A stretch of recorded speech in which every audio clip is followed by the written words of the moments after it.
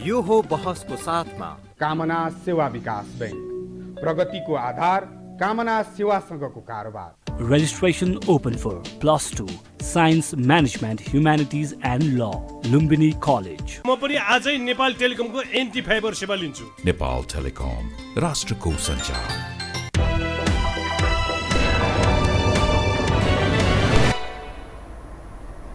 नमस्कार, यो बसमा म यहाँलाई हार्दिक स्वागत गर्दछु। जीवराम भण्डारी। आज यहाँहरू सामुने उपस्थित हुनुहुन्छ प्राध्यापक डाक्टर राजकुमार पोखरेल। उहाँ एउटा राजनीतिक विश्लेषकको रूपमा मैले उहाँलाई प्रस्तुत गरेको छु। त्रिभुवन विश्वविद्यालयमा 32 वर्ष उहाँले प्राध्यापन गर्नुभयो र हालै मात्र उहाँ निवृत्त हुनुभएको छ। उहाँसँग आज म जनतासँग सम्बन्धित र यो सरकारलाई केही अनुरोध गर्ने उद्देश्य प्रेरित संवाद गर्ने प्रयत्न गर्नेछु। यो देउबा नेतृत्वको सरकारले फेरि एकपटक के प्रयत्न गर्यो भने यो आगामी असार मसान्तभित्र सवारी साधनमा यदि इमोस्ट नम्बर प्रयोग गरिएन, हालिएन भने कारबाहीको दायरामा ल्याउने हरेक सवारी साधनका ती मालिकहरूलाई अर्थात् सञ्चालकलाई, यस रूपमा चालकलाई यस रूपमा उर्दी जारी भएको छ। यो इन्भोस्टको औचित्य के भन्ने एउटा प्रश्न।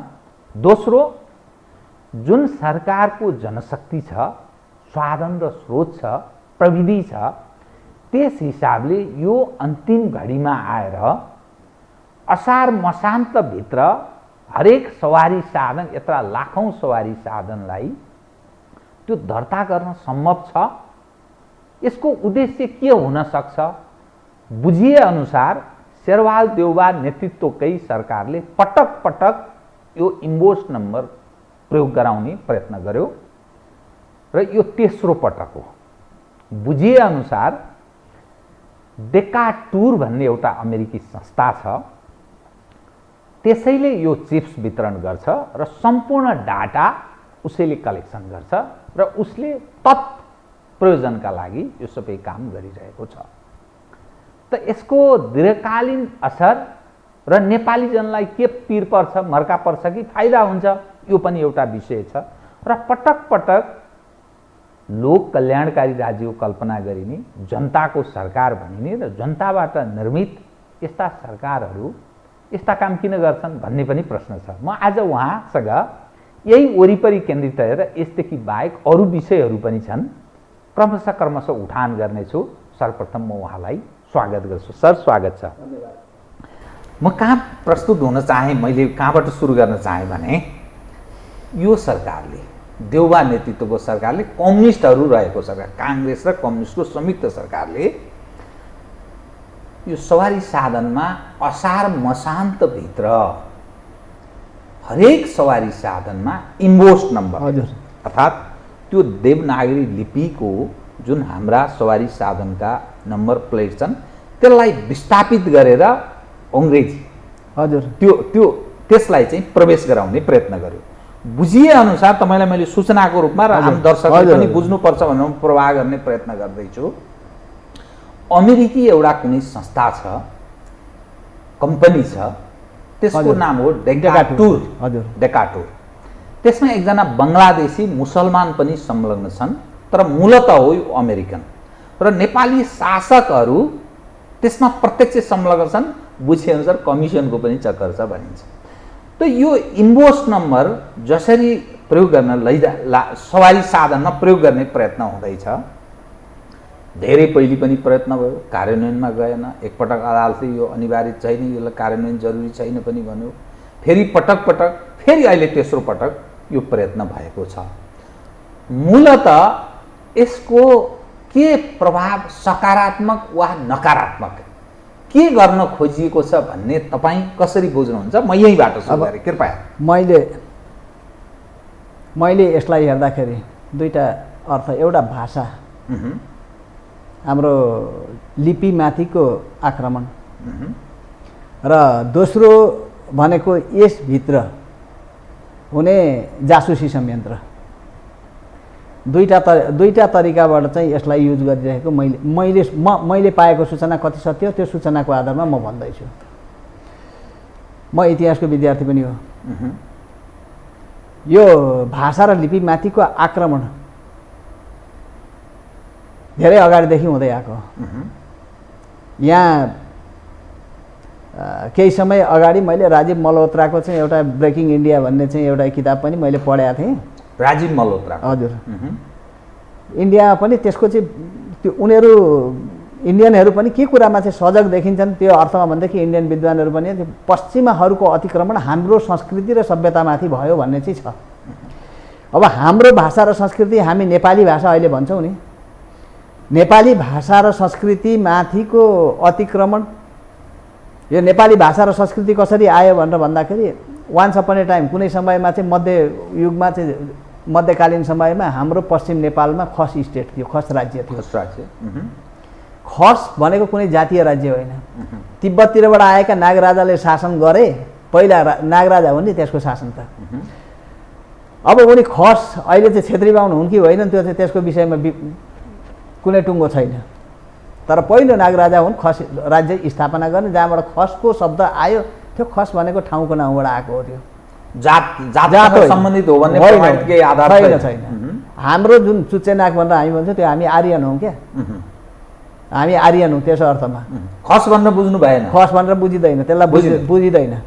आर्यन भनेर भन्दाखेरि त आर्यन र खसमा फरक छ। फरक छ। खस भनेको त ठाउँ विशेष हो। खस भन्ने शब्द काश्मीरबाट चाहिँ सुरु भएको हो, यो कसबाट खस भएको। त्यो खस राज्यले दुईवटा कुराहरूमा चाहिँ उसले विकास गर्यो। आजसम्म बिर्सन नहुने उपलब्धि उसका दुईटा कुरा हुन्। एउटा राज्यको सुरक्षाका निम्ति चाहिँ सेनाको बटालियन खडा गर्ने,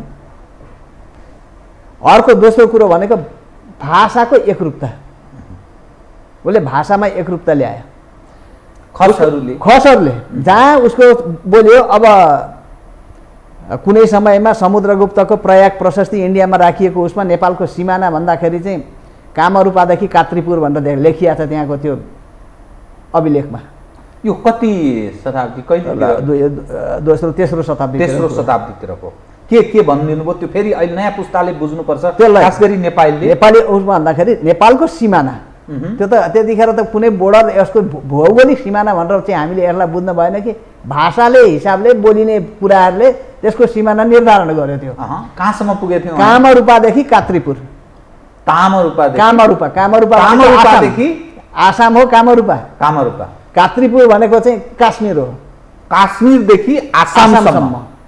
अनि त्यो हिसाबले खसहरूले आफ्नो राज्य एक्सटेन्सन गर्ने क्रममा चाहिँ उनीहरूले विशेष गरी हिमालय बेल्ट तिब्बतका कतिपय क्षेत्र हुँदै हुँदै मान्छेहरू पुगे। अब आसामसम्म पनि पुगेका छन्, काश्मीरसम्म पनि पुगेका छन्, पश्चिम उत्तराञ्चलमा पनि नेपाली भाषी छन्।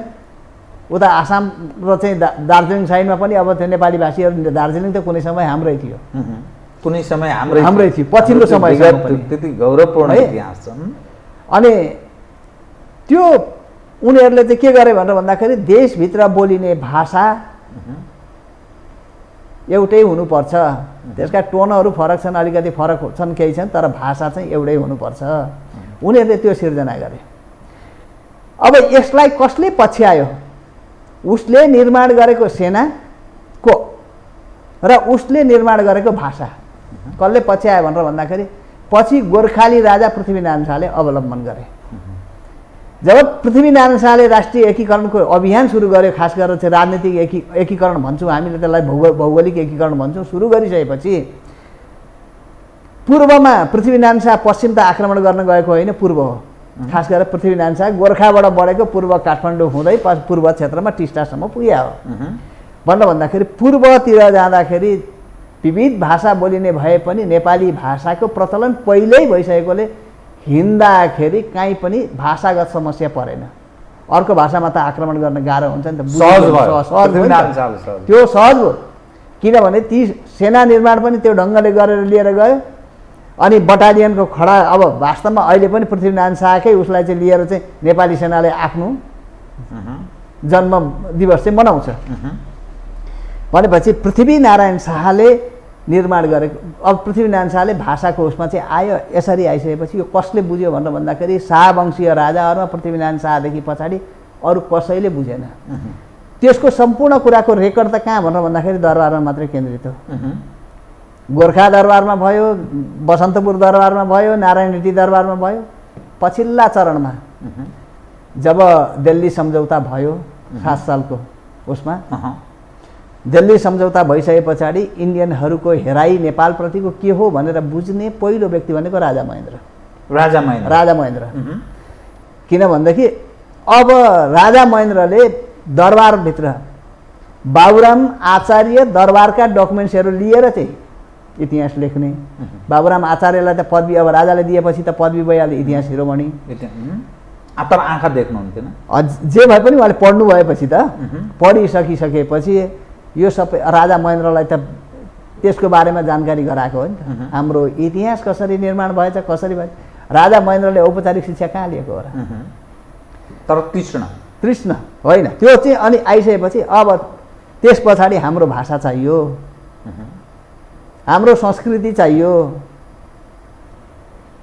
एउटै भाषा एउटै भेष भनेर त एउटा भेषको रूपमा चाहिँ अब आफ्नो आइडेन्टिटी अहिले विभिन्न खालका मान्छेहरू पहिचानवादी भनेर निस्किएका छन्। तिनीहरूले नेपाली पहिचान बुझ्दै बुझेनन्। तिनीहरूलाई चाहिँ कहीँबाट अहिले त्यही इन्भोस्ट लादे जस्तो डलरमा खरिद गरिएको त्यो आएको छ त्यहाँ। यो भाषा पहिचान त्यो भन्ने कुरो चाहिँ अब जातीय पहिचानमा हुल्दिसकेपछि त त्यसले चाहिँ त्यो ढङ्गले लिएर आउने भयो।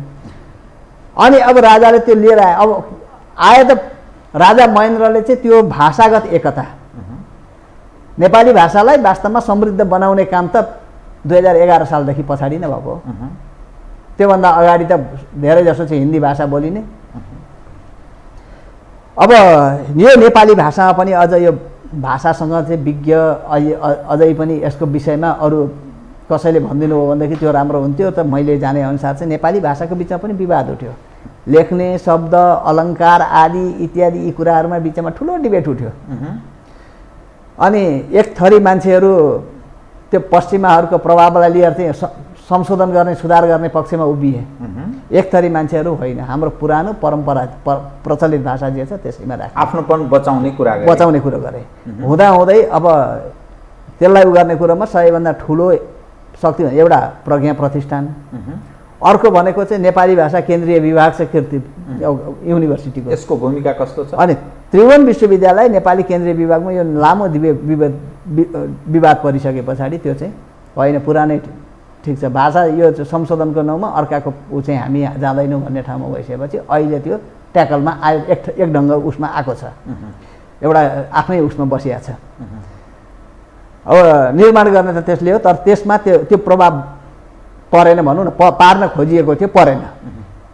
तपाईँको नजरमा नेपाली भाषा, हजुर, नेपाली संस्कृति, हाम्रो परम्परा, मूल्य, मान्यता, जुन चिजलाई हामी आदर्श मानेर पूर्वजहरूले जे कर्म गरे त्यसलाई अनुयायीको रूपमा, पालकको रूपमा पालन गरेर हिँड्नुपर्छ भन्ने त्यो पक्षमाथि प्रहार कसले गर्न खोजेको छ? प्रहार गर्न खोज्यो। अहिले त विभिन्न किसिमका चाहिँ अब अहिले त विभिन्न किसिमका परियोजनाहरू आउँछन्।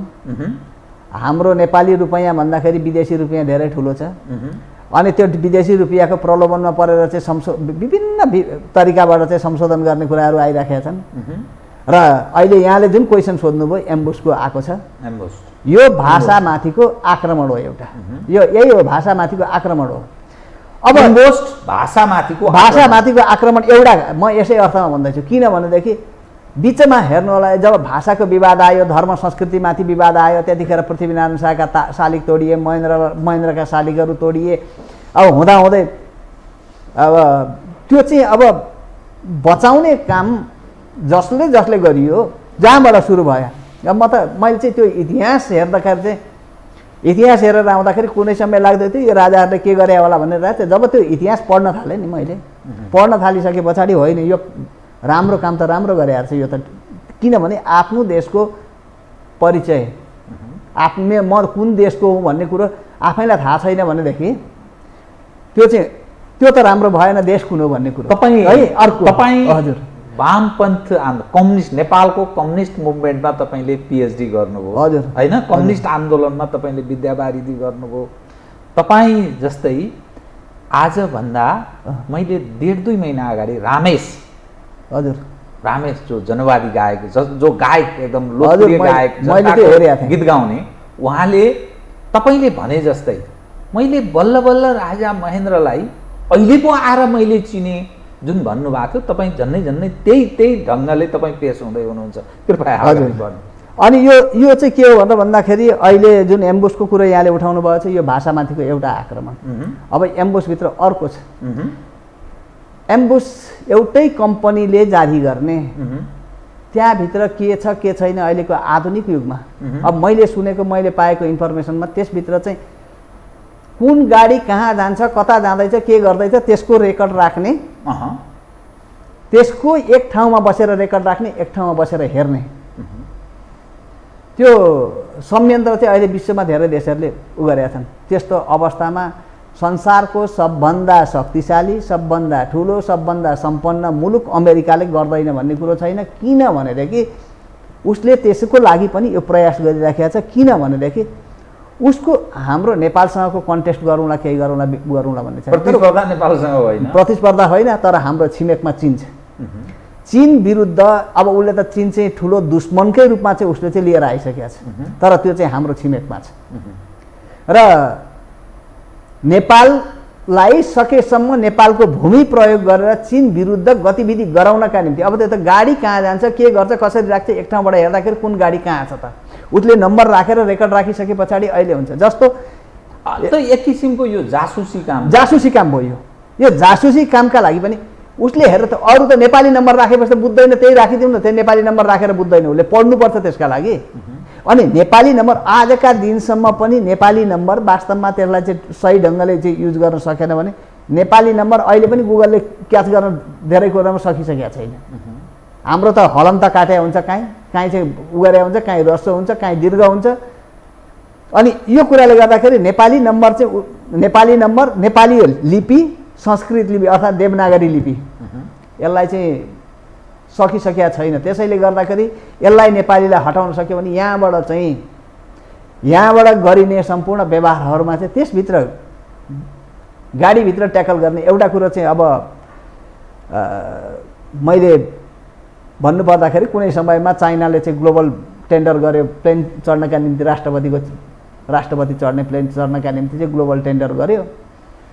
त्यो ग्लोबल टेन्डर गर्दाखेरि अमेरिकन कम्पनीकै पर्यो, लिदियो उसले। लिदिँदाखेरि चाहिँ अब अमेरिकाबाट हेरिराखेको छ फ्लाइट चाइनामा ल्यान्ड गर्यो, तर चाइनिजहरूले के गर्यो भने भित्र पसेको पनि देखिराखेको छ। अनि त्यो चाहिँ प्लेनभित्र के छ भने सबै खानतलासी गर्दै लाँदाखेरि एउटा गर्दा यन्त्रहरू निकालिदिए उनीहरूले। त्यो जहाज त्यतिखेर ज्याङ जेमिनले चढेनन् यो मलाई थाहा छैन। ज्याङ जेमिन राष्ट्रपति हजुर। अनि उनले चढेनन् त्यो थाहा छैन।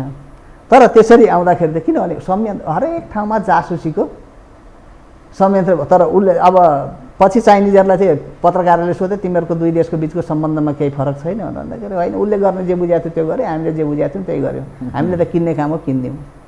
अब उसले चाहिँ के भने टेक्नोलोजी पढ्यो, त्यसलाई त्यो जहाज किन्नुभन्दा पनि उसको टेक्नोलोजी पढ्यो त्यहाँनिर।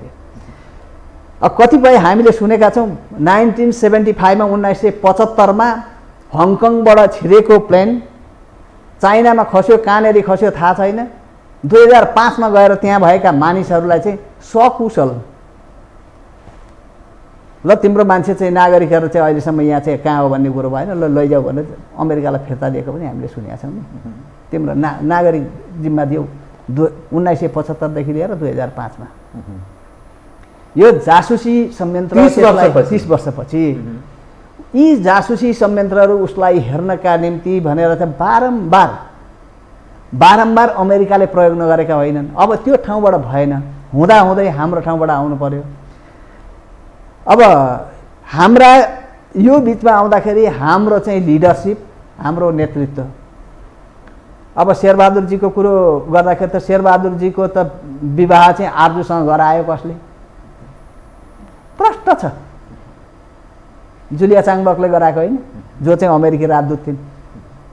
उनी चाहिँ चिनिया मुल्की नागरिक भनेर चाहिँ अमेरिकन नागरिक भनेर हामीले चिनिया छौँ। मैले विद्यावारिधि गर्ने सिलसिलामा सम्भवतः मलाई ठ्याक्कै अहिले यहाँ नाम भएन, तर मलाई लाग्छ निर्मल लामाले भने जस्तो लाग्छ मलाई त्यतिखेर एउटा इन्टरभ्यूमा चाहिँ उहाँले भन्नुभएको थियो तपाईँसँगको मसँग कोही अन्तर्वार्तामा तपाईँले त्यो थेसिस तयार पार्दाखेरि चाहिँ भन्नुभएको थियो। आरजुको विवाद त्योभन्दा अगाडि नै अर्कै कसैसँग भएको थियो, यो मुसलमान कन्ट्रीमा। अब मैले सुनेको भनेर चाहिँ उहाँले भन्नुभयो, त्यसमा चाहिँ अब रियालिटी कति छ। तर त्यो कन्ट्रीले केही समयपछि थाहा पायो मुसलमान र अमेरिकनहरूको बिचको त ठुलो डिमार्केसन छ। अनि त्यो भइसके थाहा पाइसके पछाडि उहाँ त्यहाँ टिक्न सक्नु भएन। पछि आएर चाहिँ शेरबहादुरको पनि अब 50 एबो क्रस भइसकेको उमेर, त्यतिखेर चाहिँ 52 53 पुगिसकेको बेलामा त्यतिखेर आएर चाहिँ अब भित्र काङ्ग्रेसी जनहरूले कसैले भन्लान्थ्यो, तर कृष्णप्रसाद भट्टराई यो मानिरहनु भएको थिएन, मानिरहनु भएको थिएन, यो गर्न हुँदैन भनेर भन्नुहुन्थ्यो अरे उहाँ चाहिँ। एट द्याट टाइम ऊ त शेरबहादुरजी त गृहमन्त्री हुनुहुन्थ्यो नि। अब भन्दै लाँदाखेरि दासढुङ्गा दुर्घटनामा शेरबहादुरजीको नाम जोडिन्छ। किन? यो त आजदेखिको खेल होइन, आजदेखिको होइन। मैले त लेखिसकेँ दासढुङ्गा दुर्घटना 2वटा प्लटिङहरू खास गरेर अमेरिकन र चाहिँ इन्डियनहरूले बनाएको प्लानमा चाहिँ यो चाहिँ बनेको छ। त्यो त दासढुङ्गा दुर्घटना त त्यो प्लानबाट चाहिँ सुरु भएको छ भनेर मैले त लेखिसकेको छु, केही छ त्यसका आधारहरू पनि। भनेपछि आजदेखिको सुरु होइन, अब यहाँ हुँदाहुँदै केही परियोजनाहरू मार्फत केही मार्फत यसलाई घुमाएर अदृश्य तरिकाले पैसाको खेलमा 2052 साल भदौ 12 गते भएको अदालतको फैसला, विश्वनाथजीले गर्नुभएको फैसला 2052 साल भदौ 12 गते संसद विघटनको फैसला, त्यसमा पनि वाशिङटन नै अगाडि आएको छ। त्यसको कारणले कतिपय चाहिँ त्यसभित्र पसिसकेको हुनाले कतिपय एमाले नेताहरू बोल्दैनन्, भन्न सक्दैनन्, बोल्न सकेनन्। यो अवस्था चाहिँ आइरहेको छ। अब अहिले शेरबहादुरजी यो कुरो आउनुभयो, शेरबहादुरजीकै पालामा, अर्को म भनौँ शेरबहादुरजीकै पालामा एमसिसी पास भयो हो। शेरबहादुरजीकै पालामा एमसिसी पास भयो। एमसिसी पास गराउनु त केपी ओलीले पनि खोजिया हो नि, तर उहाँ सक्नु भएन। शेरबहादुरजीकै पालामा भयो। अनि केपी ओलीसँग पनि गठबन्धनमा को थियो? प्रचण्डजी नै हुनुहुन्थ्यो। अब मैले देखेको है, अब यो क्वेसनको केही क्वेसन छन् मसँग, त्यसको एन्सर चाहिँ मैले पाएको छैन, तर त्यो क्वेसन सर्वसाधारण जनताले चाहिँ त्यो कसैले अथवा चाहिँ कोही अरूले खोजिदिउन्, म पनि खोज्दैछु, खोज्न चाहिँ, तर मैले पाएको छैन यसको एन्सर। अब हेर्ने उहाँहरूलाई त सजिलैसँगले यो कसैले थाहा छैन, कसैले हेर्दैन, यो ढङ्गले हुँदैन भन्ने उहाँहरूलाई विश्वास होला। तर अनुसन्धानकर्ताहरूले, अध्ययन गर्ने मान्छेहरूले प्रत्येक स्टेपमा नेताहरूको प्रत्येक स्टेपमा क्वेसन गरे हुन्छ, हेरिराखेको हुन्छ। अब त्यो बेला कृष्णबहादुर महरामाथि एउटा चार्ज लाग्यो। कारण के भन्दाखेरि एमसिसीकै विरोध हो त्यो, अरू होइन। उहाँमाथि चार्ज गराउन सफल भएको एकजना पत्रकार भोलिपल्टै उडेर वाशिङटनमा गएर चाहिँ पुरस्कार थापेर आए। सबैलाई दुनियाँलाई थाहा छ नि, जब उहाँमाथि त्यो चार्ज लाग्यो।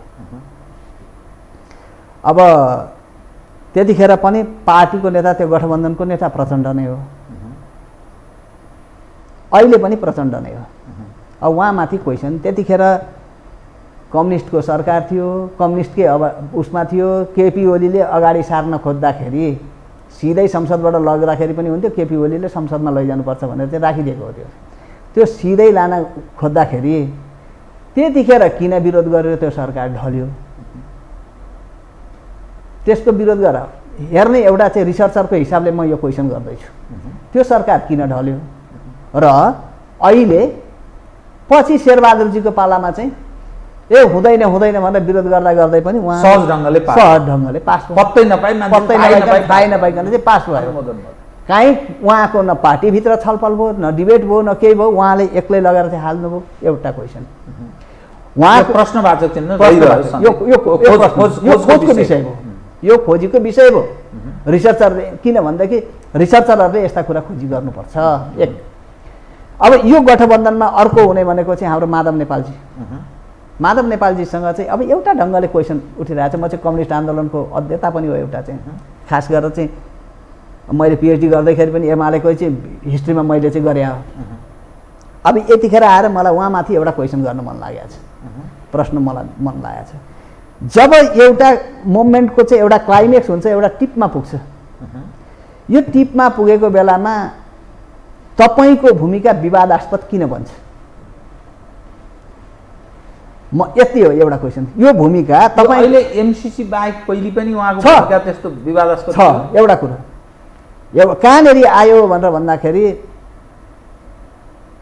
पहिला उहाँ नेकपा माले कोअर्डिनेसन केन्द्र हुँदै नेकपा मालेमा आउनु उहाँ चाहिँ नेकपा मालेको नेता, नेकपा मालेको दोस्रो नम्बरको नेता।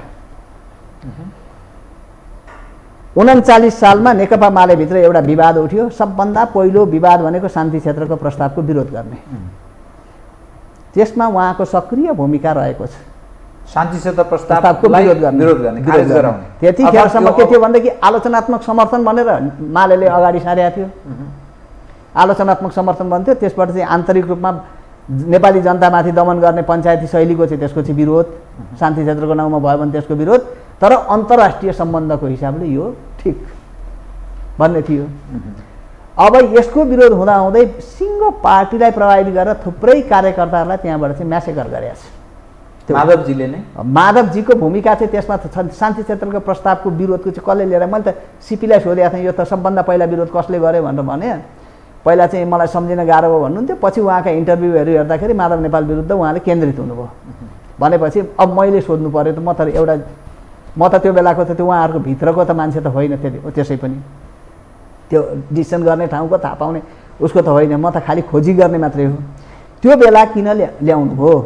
त्यो अवस्थामा त्यसलाई ल्याउनु पर्ने कारण के थियो? त्यसको जवाफ आज उहाँले दिनुपर्छ, अरू त छैन। किनभने उहाँ चाहिँ दोस्रो नम्बरको नेता। झलनाचीले पनि त्यसको दिनुपर्छ, त्यो जवाफ दिनुपर्छ। किनभनेदेखि उहाँ पनि त्यहाँ हुनुहुन्छ। दोस्रो,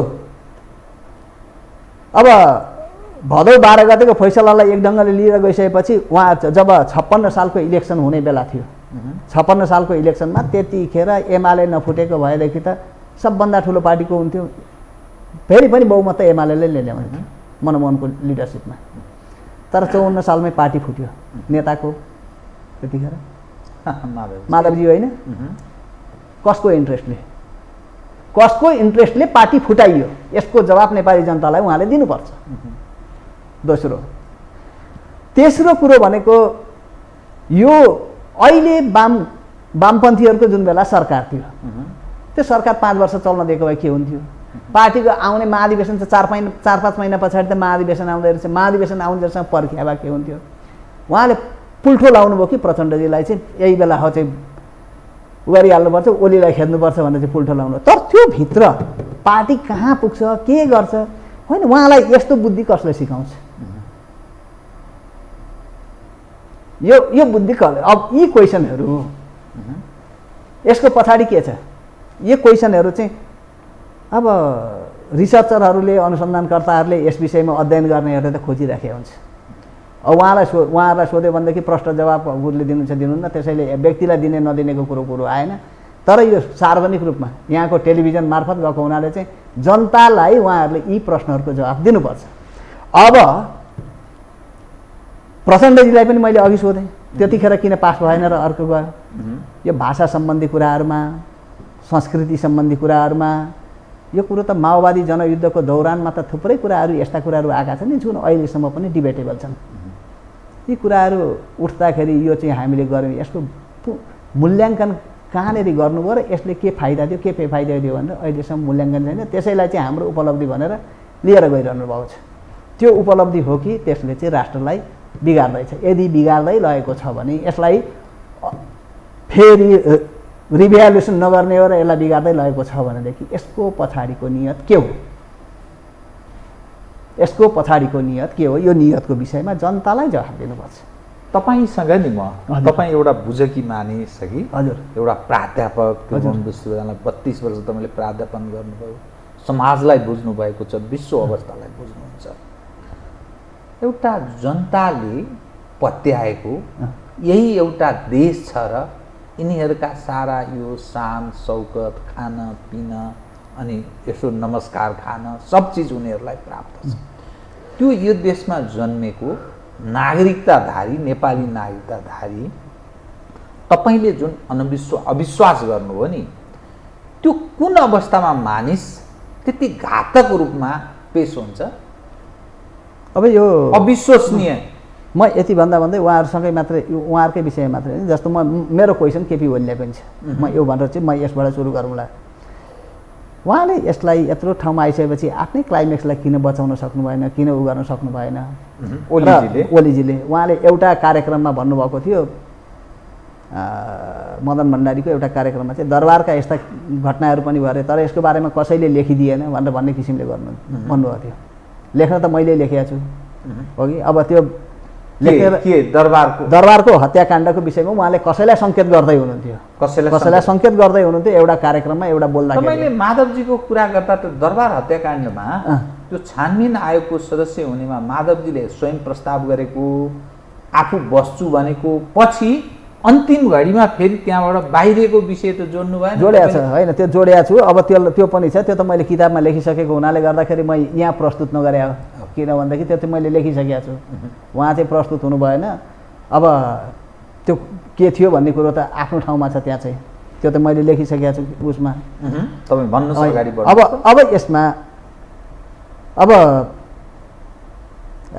दासढुङ्गा दुर्घटनासँग जोडिएका कुराहरू, केही अरू कुराहरूमा चाहिँ जस्तो ओलीजीमाथि पनि यी प्रश्नहरू छन्, केही कुराहरूमा केही कुराहरू अनुत्तरित छन् होइन। जनतालाई अनुत्तरित प्रश्नहरू राखिरहँदाखेरि चाहिँ त्यसले छविलाई राम्रो बनाइदिँदैन अथवा चाहिँ शङ्का गर्ने ठाउँहरू रहिराखेको छ। अब यी सवालहरूका सँगसँगै होइन, यो त नेताहरूले जनता, किनभने यो भर्खर उठ्न थालेका क्वेसनहरू भएको हुनाले, आज भोलि उठ्न थालेका क्वेसनहरू भएको हुनाले कति वर्ष पछाडि पनि कतिपय कुराहरू उठ्छन्, अनुत्तरित प्रश्नहरूको खोजी भइराखेको हुन्छ।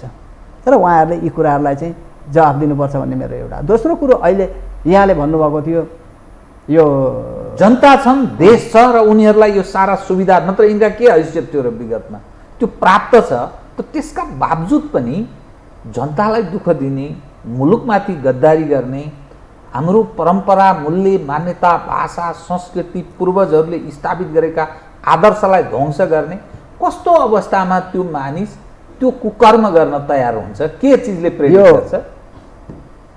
यो हिजो मात्रै, मैले हिजो दिउँसो मात्रै म एउटा किताब पढ्दै थिएँ, डेभिड इस्टनको, डेभिड इस्टनको है। अब उनको किताब म हिजो पढ्दै थिएँ, पोलिटिकल सिस्टमको विषयमा चाहिँ सबैभन्दा पहिला पोलिटिकल सिस्टमको विषयमा चाहिँ व्याख्या गर्ने चाहिँ उनी रहेछन् क्या, प्लेटो, एरिस्टोटलहरूको। उसलाई सबैलाई लिएर चाहिँ सिस्टम कसरी हुन्छ, कसरी चेन्ज हुन्छ, यो के तरिकाले चाहिँ चेन्ज हुन्छ भन्ने किसिममा चाहिँ मान्छे, जनता हत्तपत्त बोल्दैन अरे उनीमा, जनता हत्तपत्त देखिँदैन। र जुन बेला सिस्टमप्रति आक्रोश बढ्दै जान्छ, विभिन्न तरिकाले चाहिँ जनताले अभिव्यक्त गर्छ अरे त्यसलाई। उनको हेरिसकेपछि मलाई चाहिँ त्यो उसमा चाहिँ अब त्यो उनी चाहिँ विद्वान भएको हुनाले उनले चाहिँ एउटा उसलाई ल्याएर लेखेँ, मैले चाहिँ त्यसमा चाहिँ अब म हेर्दैछु। अनि त्यो विभिन्न तरिकाले चाहिँ अब अभिव्यक्त त गर्छ जनताले, विभिन्न तरिकाले अभिव्यक्त गर्छ, तर बाटो केही पाएन भने, कहीँ पाएन, बिरालालाई ढोका थुनेर कुट्यो भन्दै चिथोर्न आउँछ। अन्तिम अस्त्र, अन्तिम उपाय बाध्य हुन्छ। परिसके कुना भाग्न खोज्छ, लुक्न खोज्छ, के गर्छ, सबैतिर चाहिँ ढोका झ्याल सबै राखेर कुट्न थालिसकेपछि कोपर्न आउँछ। जनता पनि त्यही हो। जनता पनि के हो भनेर भन्दाखेरि साह्रै असह्य पीडा उभइसकेपछि अब जनतालाई सङ्गठित गर्ने एउटा उ चाहिँ हुनुपर्छ। सङ्गठित कसले गर्छ है? अब काङ्ग्रेस, कम्युनिस्ट दुवै मिलेर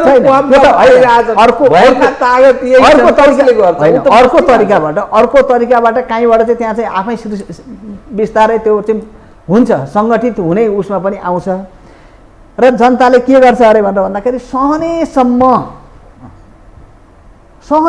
अवस्थामा सहन्छ, सहनेसम्म अवस्थामा सहन्छ। अब सहने अवस्था चाहिँ सकियो भने, सहने अवस्था सकियो भनेदेखि त्यो बाहिर निस्किन्छ।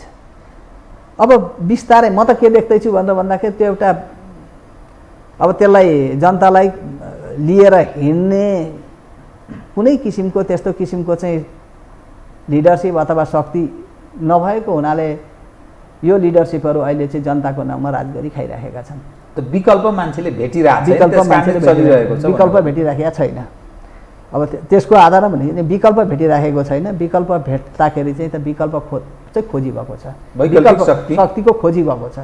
काठमाडौँमा बालेन शाहको खोजी गरे, धरानमा हर्क साम्पाङको खोजी गरे होइन। विभिन्न ठाउँमा विभिन्न विकल्पहरू चाहिँ ठाउँ ठाउँमा अरू चाहिँ विकल्प खोज्दैछन् उनीहरू, यो परीक्षण गर्दै जनताले के गर्छन् कि भनेर चाहिँ। यो त किनभने यो त परीक्षणको कुरो हो। काठमाडौँमा कुनै सन्देश पनि दिइराखे हो, सन्देश पनि दिँदैछ कि किन भनेदेखि काठमाडौँमा जुन बेला पञ्चायती व्यवस्था विरुद्ध चाहिँ मान्छेहरूलाई चाहिँ अलि आज आक्रोशित थियो, त्यतिखेर चाहिँ नानीमैया झापाबाट पुवाथु चौधरी होइन, यी यस्ता खालका मान्छेहरू साङ्केतिक यो त सङ्केत हो। यो सङ्केत जब हुँदै जान्छ त्यसबिचमा चाहिँ अर्को कुनै अब कुनै शक्ति जनताकै बिचबाट चाहिँ इमर्ज भयो, जन्मियो भनेदेखि र उसले बाटो मात्रै अलिकति ठिक ढङ्गले समातियो भनेदेखि जनतालाई डोर्याउनका निम्ति, नेपाली जनतालाई डोर्याउनका निम्ति गाह्रो छैन।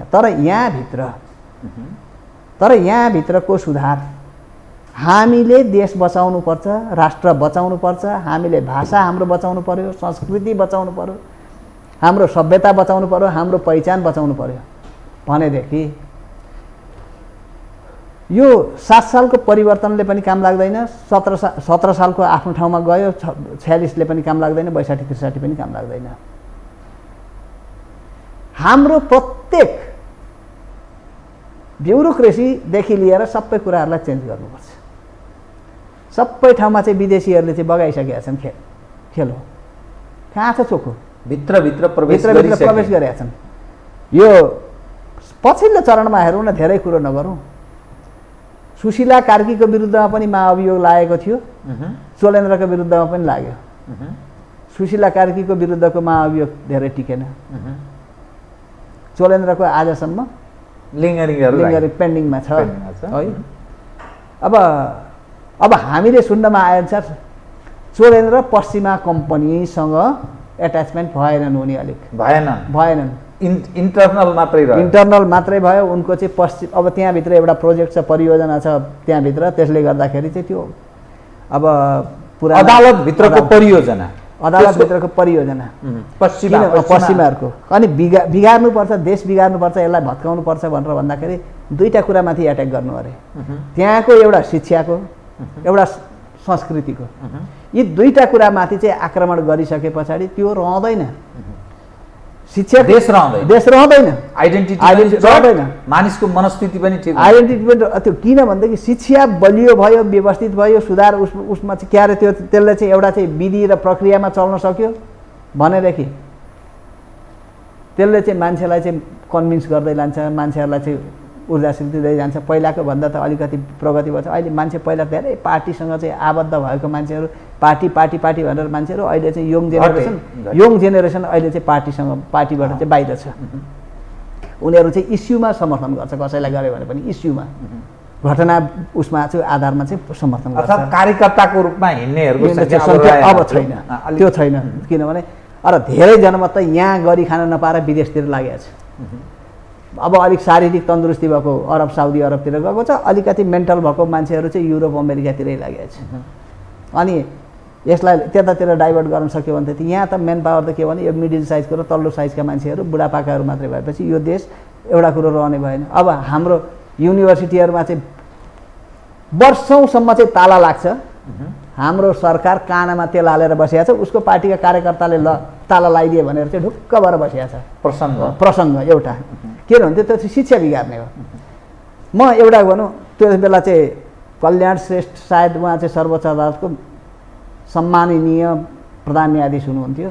उहाँ हुँदै त्यही विश्वविद्यालयको एउटा मुद्दा पर्यो, आन्दोलन बसेर जुस खाएको भरमा करार भए, तिनै करारहरूलाई चाहिँ स्थायी गर्नुपर्ने भयो। जाँच दिएको छैन, करारमा नियुक्ति हुँदाखेरि पनि कुनै एक्जाम दिएको छैन, नियम विपरीत हो त्यो चाहिँ वास्तवमा। नियम करारमा नियुक्ति हुनको पनि नियम चाहिन्छ त्यसको त्यही त। अनि जाँच दिनुपर्ने हुन्छ। अनि सेवा आयोगमा चाहिँ त्यो अरूले कम्पिटिसन गर्न नपाइकन उनीहरू मात्रै कम्पिटिसन गर्ने मुद्दा पर्यो अदालतमा। त्यसका प्रशस्त प्रमाणहरू पनि थिए। प्रशस्त प्रमाणहरू हुँदाखेरि पनि त्यो मुद्दा चाहिँ वास्तविक रूपमा शिक्षा सुधारतर्फ चाहिँ उन्मुख नभइकन त्यो अर्कोतिर चाहिँ बहकिएर फैसला भयो अर्थात् प्रायोजित थियो, प्रायोजित भयो। अनि यो त म कहाँ जोड्छु भनेर भन्दाखेरि चाहिँ 2000 पार्टीको हिसाबले जोडेको होइन, 2052 साल भदौ 12 गतेको फैसला जुन मनमोहनको सरकार अपदस्थ गर्नका निम्ति गरिएको फैसला जुन थियो, त्यही फैसलासँग चाहिँ ल्याएर म यसलाई चाहिँ जोड्छु।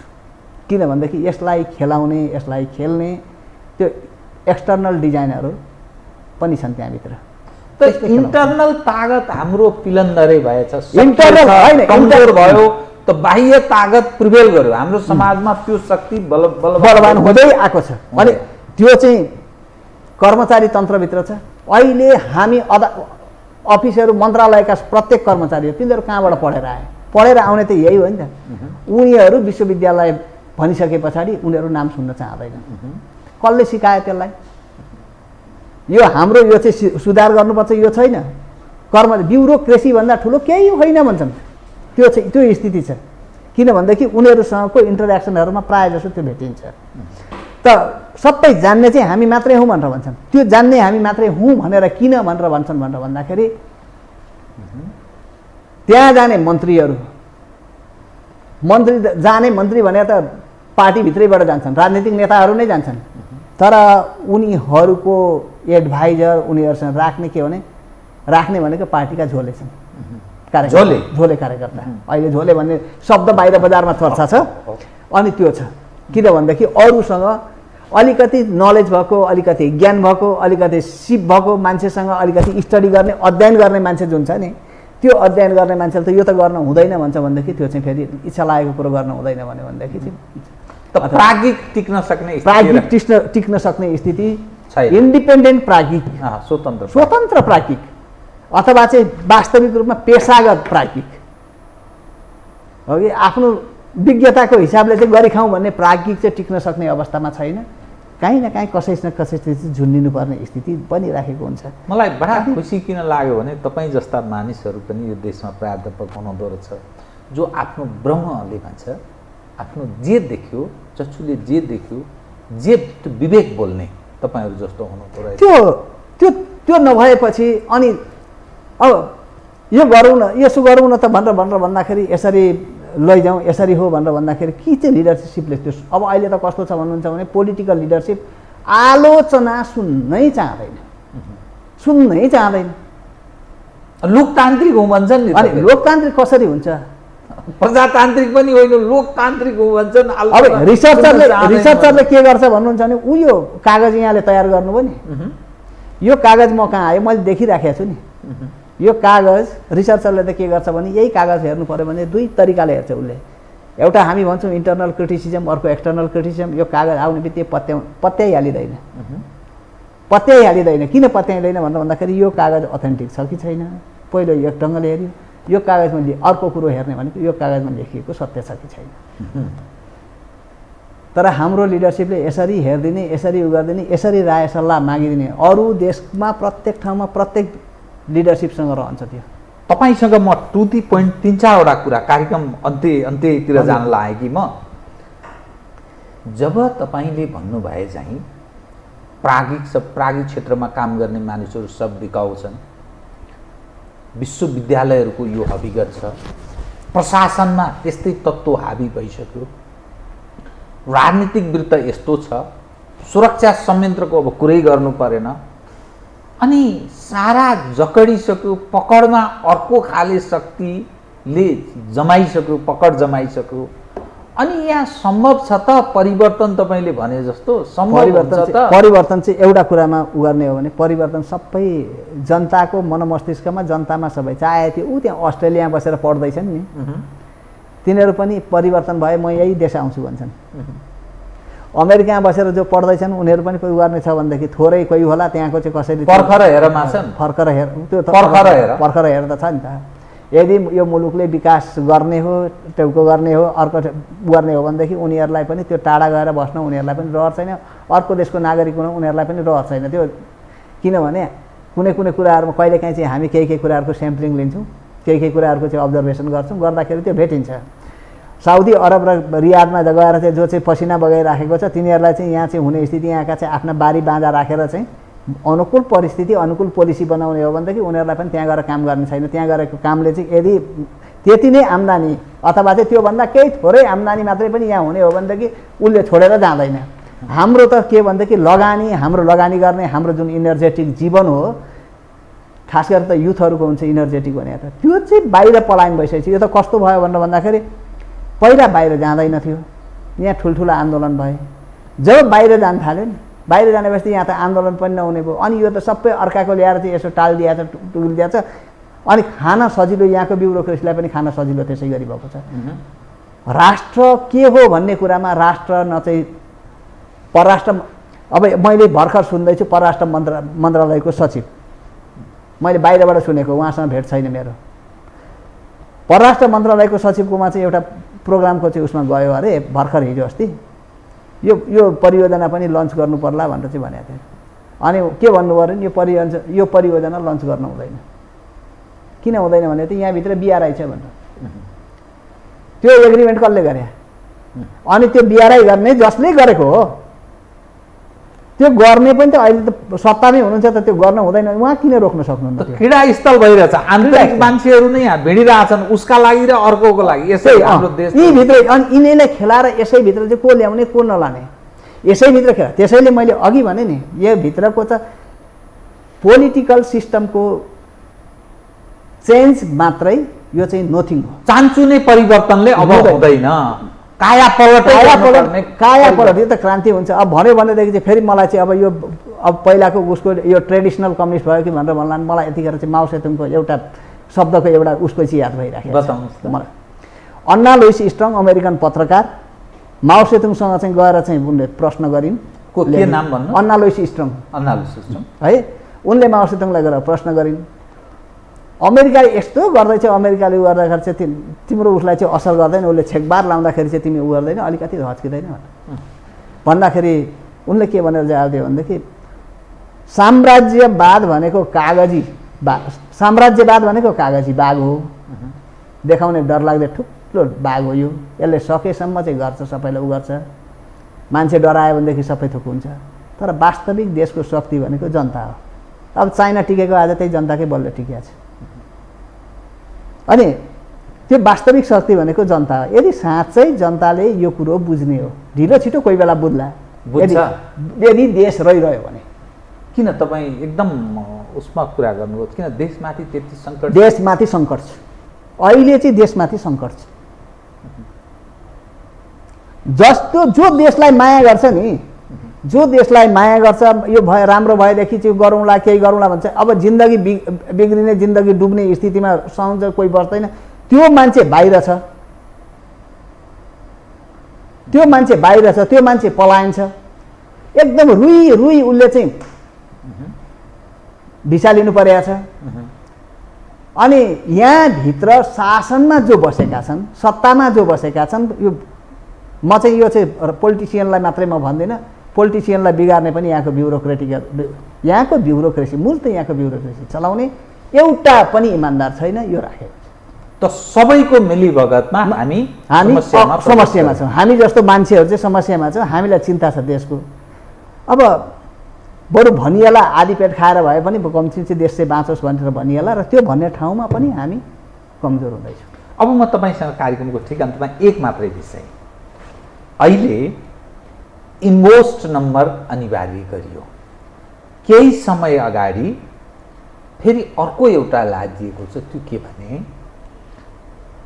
हरेक नेपाली नागरिकको परिचय पत्र भनेको नागरिकता प्रमाणपत्र छ। कोही विदेश जानुपर्छ भने उसले पासपोर्ट लिन्छ।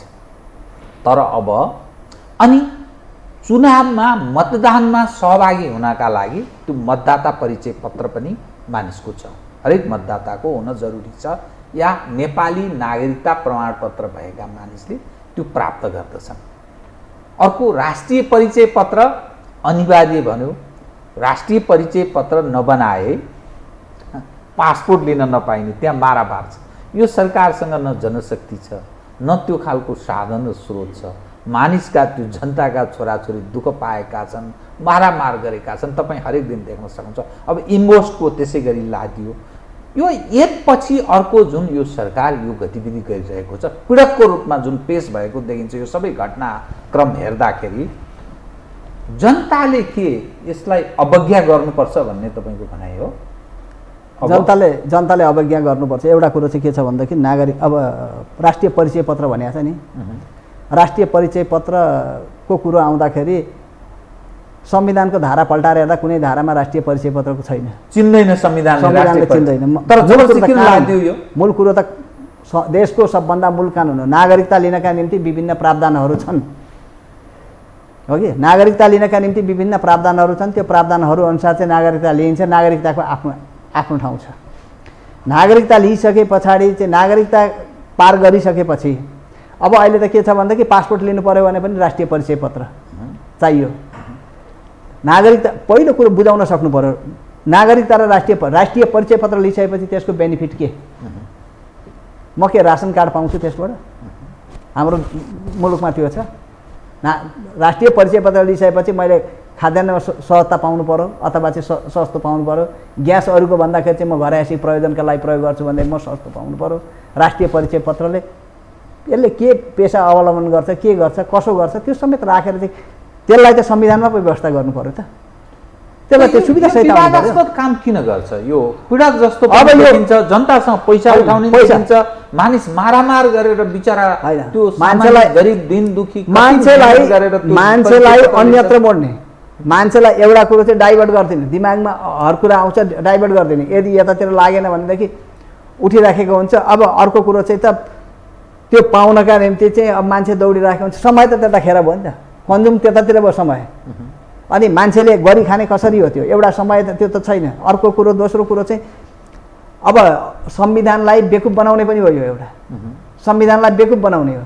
राष्ट्रिय परिचय पत्रको विषयमा आज अरू साना साना इस्यु, कतिवटा इस्युहरूमा चाहिँ हाम्रा वकिल साहबहरू मुद्दा हाल्न अस्ति कुदिसक्थे, गएका छन् नि। त्यो राष्ट्रिय परिचय पत्रको विषयमा किन गएका छैनन्? जब संविधानले चिन्दैन भने म उहाँहरूलाई सोध्छु। अब अर्को कुरो गयो भनेदेखि पनि यदि राष्ट्रिय परिचय पत्र एम्बुस नम्बर जस्तै बाहिरबाट वैचारिक रूपमा आयातित, म यसै भनौँ, एम्बुस नम्बर जस्तै बाहिरबाट चाहिँ इम्बोस नम्बर जस्तै चाहिँ त्यो आएको छ, इम्बोस नम्बर जस्तै चाहिँ आएको छ भने त्यो राष्ट्रिय परिचय पत्र आयो भनेदेखि अदालतमा पनि त्यसले मुद्दा हार्छ। कनेक्सन त्यहाँ छ, कनेक्सन त्यहाँ। हामी सबै क्षेत्रमा सकिएछौँ। यसको अर्थ तपाईँको भनाइअनुसार मलाई सकिएछौँ हामी यसको अर्थ। अनि व्याख्या, परिभाषा, व्याख्या आदि इत्यादि त्यो हेऱ्यो कहिलेकाहीँ नमिल्ने कुरो हुन्छ, हो कि? अब नहुने व्याख्याबाट चाहिँ सुरु भएको हुन्छ कतिपय कुराहरू, फैसलाहरू नै पनि कतिपय त्यो नमिल्ने। म त एउटा इतिहासको विद्यार्थी, इतिहासलाई कोट्या। त्यो 52 साल भदौ 12 गतेको फैसला पहिलाको गर्दाखेरि पनि जर्मनको चाहिँ वाइमर संविधानलाई कोड गरेको थियो। त्यो वाइमर संविधानसँग काहीँ मिल्दैन, हो कि? त्यो कनेक्सनै मिल्दैन, त्यसको सेटउ नै मिल्दैन। अब हुँदाहुँदै एउटा लिएर आउँछ, कहाँ कसले कुन अदालतले कहाँको विश्वमा कुन चाहिँ देशको कहाँ फैसला गरिदिएको हुन्छ त्यसलाई लिएर आएर जोड दिया हुन्छ। संविधानको व्याख्या कसरी हुन्छ? अब यो संविधान अब अन्तिममा केही नभएदेखि के गर्ला भनेर भन्नुहुन्छ भनेदेखि त्यसमा लागेको छ भनेदेखि अनि आदेश परमादेश गरिदेला कि त यो संविधानमा व्यवस्था गर्नु भनेर चाहिँ, अथवा कानुन बनाउनु यसको भनेर गरिदेला। हद्द भएदेखि नगर्नु त भनेर भनिँदैन। संविधानमा छैन त्यसले गर्नु भनेर आउला जस्तो मलाई लागेको छैन। त्यो फैसला आउला जस्तो लाग्दैन। तपाईँसँग म अरू कतिपय विषय कुरा गर्न चाहन्थेँ। आज आइदिनु भयो, केही विषयमा हामीले आम दर्शकलाई सेयर गर्ने प्रयत्न गऱ्यौँ, तर केही विषय अरू पनि उठान गर्नु जरुरी थियो, तर समयले आज यतिसम्म मात्रै भ्याइयो। धन्यवाद छ तपाईँलाई। धन्यवाद। हस्। आदरणीय दर्शकवृन्द, उहाँ हुनुहुन्थ्यो प्राध्यापक डाक्टर राजकुमार पोखरेल, राजनीतिक विश्लेषक। समसामयिक विषयलाई जनतासँग प्रत्यक्ष सरोकार राख्ने विषय केन्द्रित रहेर गरिएको कुराकानी। म सहित मेरो सम्पूर्ण युनिटलाई कार्यक्रमबाट बिदा दिनुहोस्। यो हो टेलिभिजन, हेर्दै रहनुहोला। नमस्कार।